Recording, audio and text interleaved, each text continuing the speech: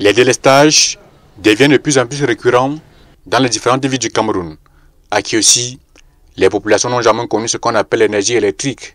La centrale thermique de cette ville frontalière n'est pas toujours fonctionnelle après plusieurs subventions à hauteur de centaines de millions de francs CFA alloués par le gouvernement.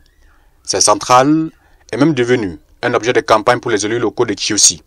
Mais je puis vous rassurer, au regard de l'évolution des travaux, nous aurons l'électricité dans maximum 2 à 3 mois. Ça, c'est une assurance. Tout le réseau est en train d'être réhabilité, comme vous pouvez le constater. Des propos tenus il y a de cela plus d'1 an jour pour jour. Mais sur le terrain, que dalle. Les populations continuent de broyer le noir. À Kiossi, là, nous sommes vraiment abandonnés. Et le problème de lumière, si l'État peut penser un peu à nous. À Mbam, les délestages vont de mal en pire. Mais actuellement, c'est devenu encore plus pire. Puisque non seulement ça vient à midi, puisque nous voici à midi, voilà que ça vient à peine d'arriver. Toute activité commence dès le matin. Déjà à partir de midi, là, nous sommes déjà à une journée perdue. À Man, arrondissement où est conçu le barrage hydroélectrique de Manvele, les populations vivent le calvaire du manque d'énergie électrique. Pour charger un téléphone comme ça, là, c'est des problèmes.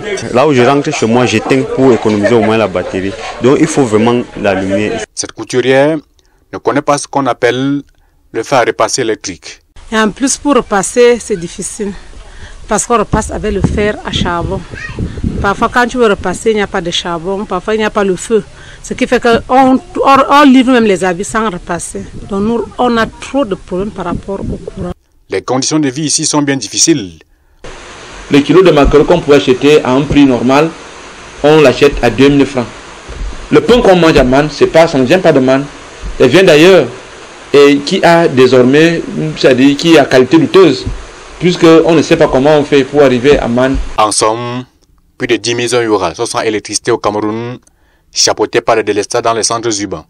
Ce qui démontre à suffit que Neo a fait faillite et Actis, actionnaire majoritaire de cette entreprise de distribution de l'énergie électrique au Cameroun, est en train de chercher désespérément un nouveau preneur. L'électricité est à 80% des activités dans notre pays tout entier, et plus précisément en Mbam. Si l'amélioration des conditions de vie des populations est une priorité du gouvernement, il faudrait donc mettre le pied sur l'accélérateur afin de résoudre définitivement ce problème de déficit énergétique qui plombe l'économie camerounaise.